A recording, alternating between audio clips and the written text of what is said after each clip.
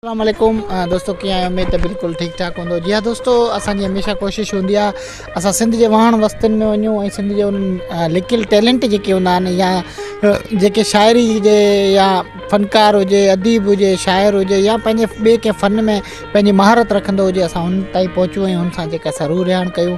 अॼु असां हिकिड़े ॻोठाणे माहौल में हिकिड़ो सादो ॻोठु आहे ऐं बहितरीनु ॻोठु आहे, मिसाली ॻोठु आहे जंहिंखे असां चऊं त हिकिड़ो वॾो मिसाल ॻोठु आहे जिते जा माण्हू पढ़ियल लिखियल ऐं ॻोठ जो माहौल आहे, ॾिसी सघो था। हिकिड़ो बहितरीनु माहौल आहे, उनमें असां मौजूदु आहियूं।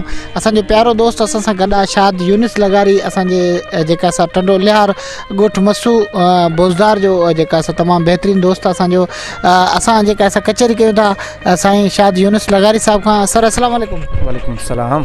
शाद साईं, अॼु तव्हांखे असांजे पेज ते भरीकार कयूं था, कीअं था भाइयूं? अॼु जेका असां असांजे पेज ते साईं तमामु ख़ूबसूरत, ॾाढी ख़ुशी थी ऐं ॾाढो मज़ो पियो अचे तव्हां सां रूह रिहाण करे ऐं लाइव अची करे जेका पाण सवेरे पोस्ट छॾी, तॾहिं बि माना काफ़ी दोस्तनि यादि कयो, ॾिठो, माना सुठो लॻो। शायद यूनिस लगारी साहब कंहिं बि तारीफ़ जा मोहताज न आहिनि। शायदि असांजा जेके दोस्त आहिनि पाण खे ॾिसनि पिया त सभ खां लाज़मी आहे कि तारीफ़ दोस्तनि जे अॻियां थिए त बहितरु आहे। जी, मुंहिंजो जेको रियल नाम आहे उहो मोहम्मद यूनिस जे नाले सां ऐं अदब जी दुनिया में मुंहिंजो नालो आहे शाद यूनिस लगारी ऐं मां पाण लगारी आहियां। हीउ जेको असांजो ॻोठु आहे हीउ मसू बोज़दार आहे जे नाले सां आहे। ज़िलो जेको आहे असांजो टंडो लिहार आहे, तालुको असांजो चंबड़ आहे। शायदि तव्हांखे जेका शाइरी जो बाक़ाइदगी जो शौक़ु कॾहिं थियो ऐं कीअं जाॻियो? शाइरी खां मुतासिर थी करे शौक़ु त बचपन जी हो। मूंखे अॼु बि यादि आहे जॾहिं मां 2002 में 6 क्लास में पढ़ंदो हुउसि त उते जॾहिं पेपर थिया 6 जा त मूंखे लिखणु त कुझु ईंदो कोन हो, त मूं कॾहिं न को फेर कापी ठाही न को कुझु पढ़ियो, बसि इहो ई शाइरो शाइरी जे हिसाब सां लिखंदो हुउसि। त साईं चयो त लिखी छो कोन पियो? मूं चयो त मूंखे कुझु लिखण ई कोन पियो अचे, ऐं लिखां छा? त चई पोइ जेका शाइरी अथई न इहा लिखी छॾ, बाक़ी जिन शाइरी मूंखे वणी तोखे पासाऊं करे छॾींदुसि। तॾहिं खां इहो शौक़ु आहे ऐं लिखंदो अचां। ऐं वरी जॾहिं फेसबुक ते आयासीं त 2016 खां माना इन सोशल मीडिया ते लिखणु शुरू कयोसीं। दोस्त, जेका असां तव्हांजी शाइरी असां तक़रीबन ॿुधंदा रहंदा आहियूं। अच्छा, तव्हांजी शाइरी में को उस्ताद? हा जी, पहिरियों जेको मुंहिंजो उस्ताद आहे जंहिं मूंखे शाइरी जा जेके पहलू आहिनि या कुझु रस्ता आहिनि, जीअं वज़न बार आहे त उहो खाकी जानी सम्झायो। उन खां पोइ मुंहिंजो सोशल मीडिया जो ॿियो दोस्त आहे ऐं मुंहिंजो उस्ताद बि आहे गफ़ार शेख, जंहिं मूंखे शाइरी जे हवाले सां सिखिया ॾिनी।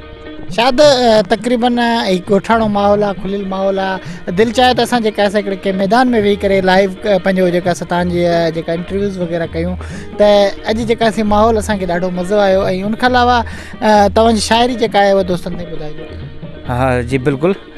ऐं अॻु में मूं सिंधी में शाइरी लिखी आहे, हींअर जेका मूं शाइरी लिखी आहे असांजी पंहिंजी ज़बान जेका सिराइकी आहे उन ज़बान में मूं लिखी आहे ऐं उहो हिकिड़ो गज़ल आहे जेको तव्हांखे ॿुधाईंदासीं।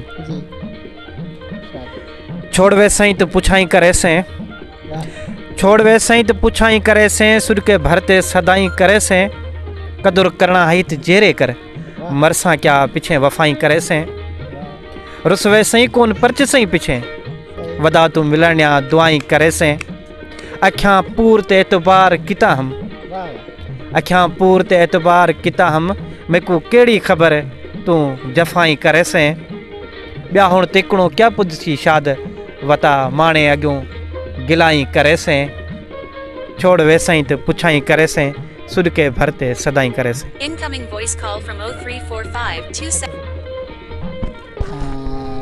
जी तो दोस्तों हले पियो वीडियो। जी तो दोस्तों, शाद यूनिस लगारी खां असांजी कचहरी जारी आहे। शाद साईं, तव्हांखे जेका असां शाइरी में तव्हां उस्ताद ॿुधायो ऐं उनखां अलावा तव्हांजी फ़नकार कंहिं भला शाइरी ॻाई आहे? जी, गीत मुंहिंजा इहो जहांगीर नुहाणी ऐं ज़ुल्फ़कार खस्किल ॻाई। अच्छा, उहा जेका असां गज़ल तव्हांजा तमामु मशहूरु थिया हूंदा मुंहिंजे अंदाज़े में, छो त तव्हांजी शाइरी में हिकिड़ी वॾी ताक़त ऐं वॾो रिदम रखियलु आहे। शाद यूनिस लगारी साहिबु, अॼु जेका असांखे ॾाढी ख़ुशी थी, तव्हां असांजे शाइरनि अदीबनि ऐं फ़नकारनि खे को मैसेज ॾियणु चाहियो था? जी, इहो चवंदुसि त जेको लिखो उहो सच लिखो ऐं पंहिंजी जीजल सिंध लाइ लिखो, पंहिंजे इलाइक़े वासियुनि लिखियो, हक़ ते लिखो, न हक़ ते न लिखो। तमामु बहितरीनु ॻाल्हि शाद यूनुस लगारी अॼु असां सां गॾु आहे ऐं बहितरीनु असांजी कचहरी थी तव्हांखे कीअं लॻो अॼु जी असांजी लाइव वीडियो ऐं उनखां अलावा जेका असां हींअर जेका असां साईं जो इंटरव्यू कयोसीं उमेद त तव्हांखे ज़रूरु पसंदि आयो हूंदो पंहिंजे मेज़बान दोस्त वफ़ा सुमरो लाहौती खे अॻे कंहिं वीडियो ताईं अॻे कंहिं लाइव ताईं अॻे कंहिं इवेंट ताईं ॾियो मुर्की मोकल हूंदी हयाती पिया थींदा मेड़ा चङो पार बेड़ा सिकुंजे सॻ जा चगे जल्दी छेड़ा चङो पार बेड़ा हूंदी हयाती पिया थींदा मेड़ा ख़ुदा हाफ़िज़ दोस्तो।